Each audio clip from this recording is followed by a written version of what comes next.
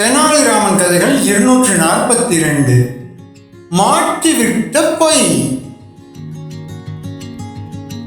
விஜயநகர பேரரசில் ஒரு முறை கடும் வறட்சி நிலவியது. மழையின்றி விளைநிலங்கள் எல்லாம் காய்ந்து போயின. மக்களின் துயரத்தை உடனடியாக போக்க மன்னர் கிருஷ்ணதேவராயர் தனது அமைச்சர்களையும் நகரத்தின் செல்வந்தர்களையும் அவசரமாக அரசவைக்கு அழைத்தார். நாட்டு மக்கள் பசியால் வாடும் இந்த நெருக்கடியான நேரத்தில் செல்வந்தர்கள் அனைவரும் தங்களால் இயன்ற நிதி உதவியை அரண்மனைக்கு வழங்கி உதவ வேண்டும் என்று இரக்கத்துடன் ஆணையிட்டார். மன்னரின் நல்லெண்ணத்தை புரிந்து கொண்ட பல வியாபாரிகளும் தாமாக முன்வந்து பெருமளவு பொற்காசுகளை வழங்கினர்.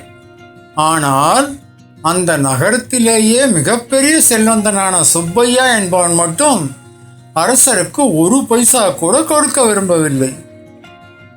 அவன் யாருக்கும் எந்த உதவியும் செய்யாத மகா கஞ்சன்.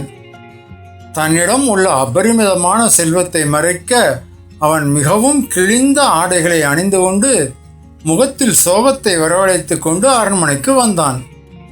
மன்னா, கடந்த சில மாதங்களாகவே எனது வியாபாரத்தில் பெரும் நஷ்டம்.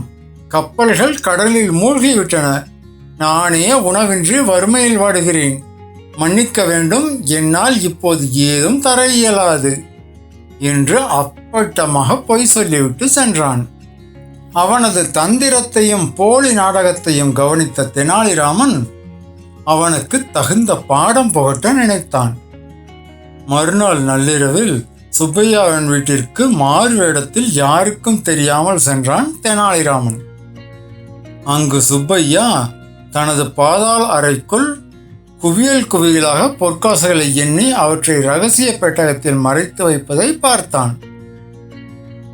உடனே மறுநாள் காலை அரண்மனைக்கு சென்ற தெனாலிராமன், மன்னா, சுப்பையா வீட்டில் மிகப்பெரிய புதையல் இருப்பதாகவும் அதை அவர் நம் நாட்டின் நிவாரண நிதிக்காக உங்களுக்கு காணிக்கையாக தர விரும்புவதாகவும் ஊருக்குள் பெருமையாக பேசிக்கொள்கிறார்கள் என்றான்.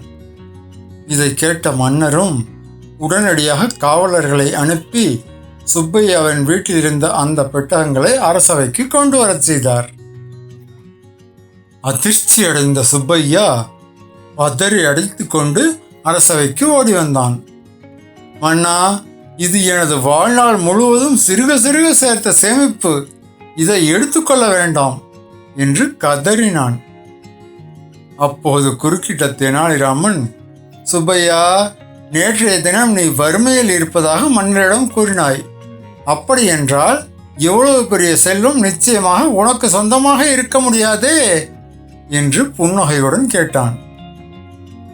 தனது பொய் வெளிச்சத்திற்கு வந்ததை எண்ணி மாட்டிக்கொண்டதை உணர்ந்த சுப்பையா வெட்கத்தால் தலைகுனிந்தான்.